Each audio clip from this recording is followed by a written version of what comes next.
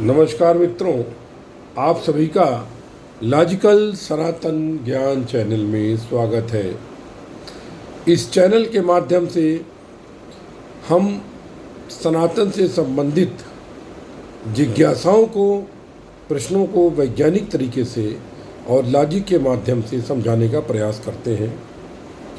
अब प्रयास में कितना सफल होते हैं ये तो ईश्वर जानता है या आप जानते हैं, लेकिन लोग वापस मतलब ये है कि ऐसा लगता है लोग संतुष्ट होते हैं, क्योंकि इस चैनल का उद्देश्य एकमात्र ये है कि सनातन की सही जानकारी लोगों को हो और हिंदुत्व के विषय में जो लोगों को भ्रांतियां हैं वो दूर हों। चलिए आज हम बात करते हैं। हमारे एक मित्र ने व्हाट्सएप पर पूछा है, विपुल जी आप की बात मैं क्यों मानूं? बात तो सही है, ये तो मैं खुद कहता हूं कि आप किसी को गुरु ना माने, गुरु बनाने में जल्दबाजी ना करें, क्योंकि एक बार यदि आपने गुरु बना लिया तो आप फंस गए। आपको सम्मान तो करना ही पड़ेगा। गुरु बनाने में जल्दबाजी ना करें।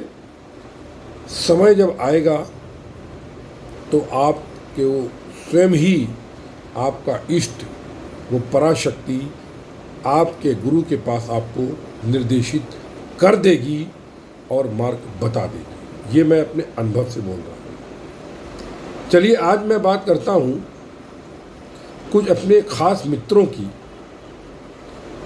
जिनका नाम लेकर के मैं आपको बताऊंगा कि किस तरीके से वो परिवर्तित हुए हैं, और वो हमारे क्लिप देखते हैं और हमारे साथ काम करते हैं, और हमारे ग्रुप में जो हमारे साथ बीआरसी में काम करने वाले लोग थे वो उनको जानते हैं और वो उनसे पूछ सकते हैं।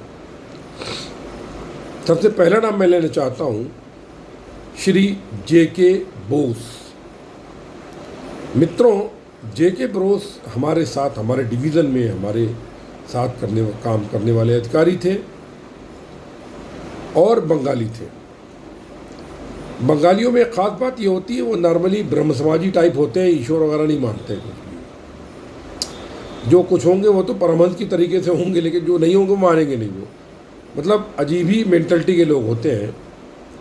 एक हमारे साथ में इनके मित्रा थे, वो ईश्वर को नहीं मानते थे, तो बाद में एक दिन गुस्से में घर का टीवी वगैरह तोड़ दिया, परिवार उनका पूरा बिखर गया, बच्चे बीवी सब अलग हो गए, बाद में उनकी डेथ हो गई। तो यहाँ पर एक बात मैं कहना चाहता हूँ अपना किस्सा बताने के पहले, यदि आप ईश्वर को मानते हैं तो कम से कम आपके मन में जो भड़ास होती है, जो गुस्सा होती है, किसी भी का क्षोभ होता है, तो वो आप ईश्वर को गाली दे के निकाल सकते हैं। लेकिन यदि आप ईश्वर को नहीं मानते हैं तो अपनी कुंठा को आप कहाँ निकालेंगे? अपने परिवार पे निकालेंगे, अपने मित्रों पे निकालेंगे, और आपको परेशानी का सामना करना पड़ जाएगा। चलिए बात करते हैं हमारे मित्र जो जेके बोस हैं। ये सीबीडी बेलापुर में रहते हैं।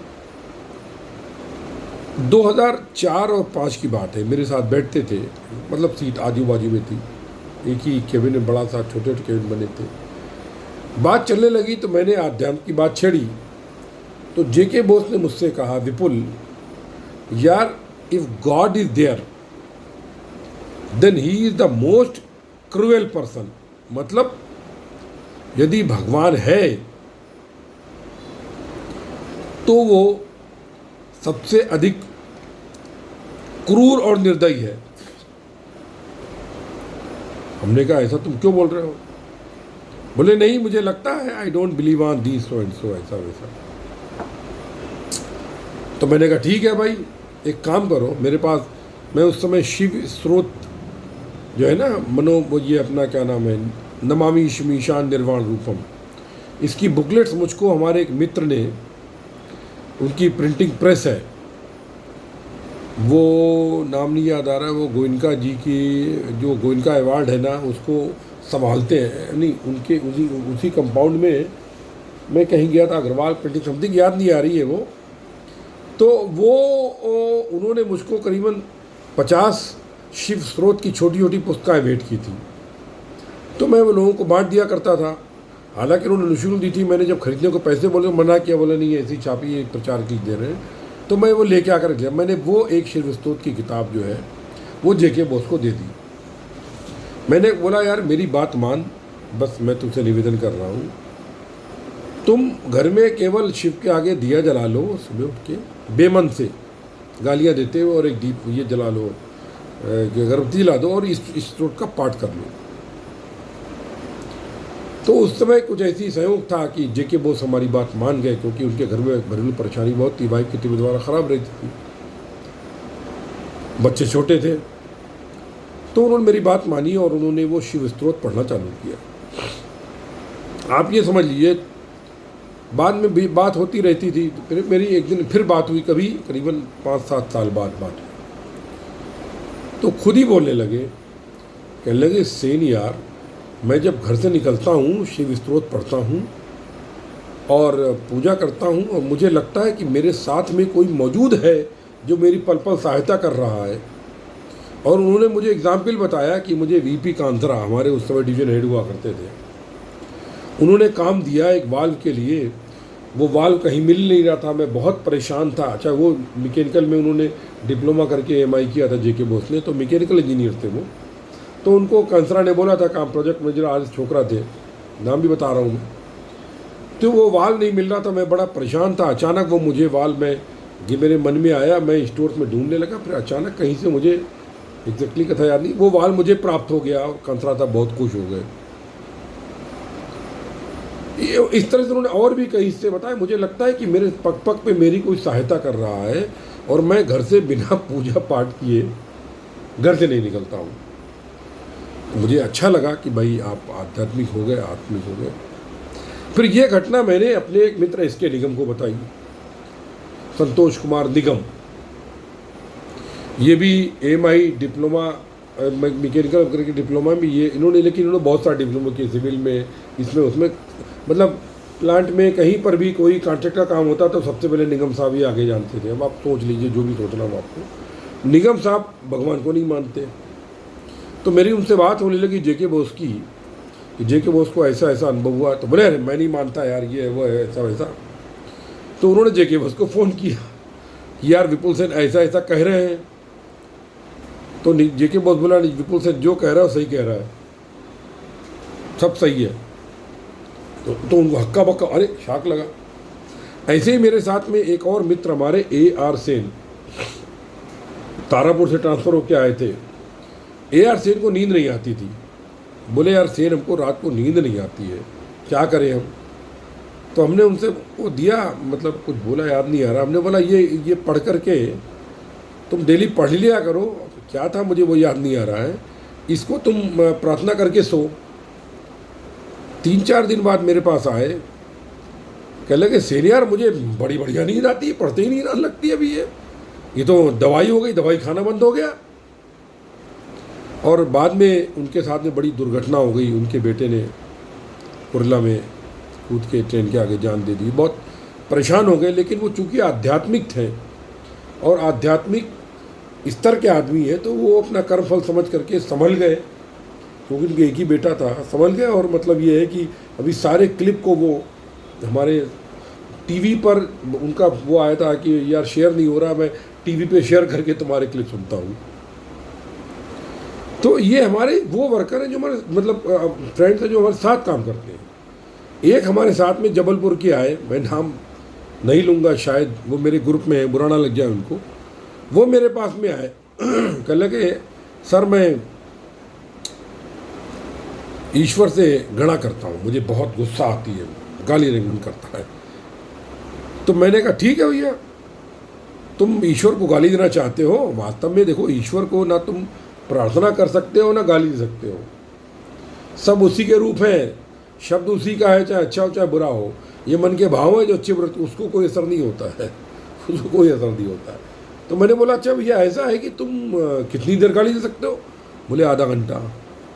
ये हमारे आत्मलोकन योग ग्रुप के सदस्य हैं और अभी वो शक्तिपात में दीक्षा लेकर के आनंदित हैं और मुझसे झांसी में मिलने के लिए ग्वालियर से 4 घंटे की जर्नी करके मुझसे मिलने आए थे, आधे घंटे होटल में अपने एक मित्र को लेकर के। मैं मित्र का नाम भूल गया। मैं इतना हिंट दे रहा हूँ, ग्रुप में उनसे चर्चा होती, नाम नहीं ले रहा हूँ मैं। तो वो कहने लगे साहब मुझे आधा घंटा गाली दे सकता हूँ। मैंने गुरु अच्छी वाली देना, बहुत अच्छी शुद्ध एकदम देना गालियाँ, बोलो। बोले हाँ सर। हमने ठीक है।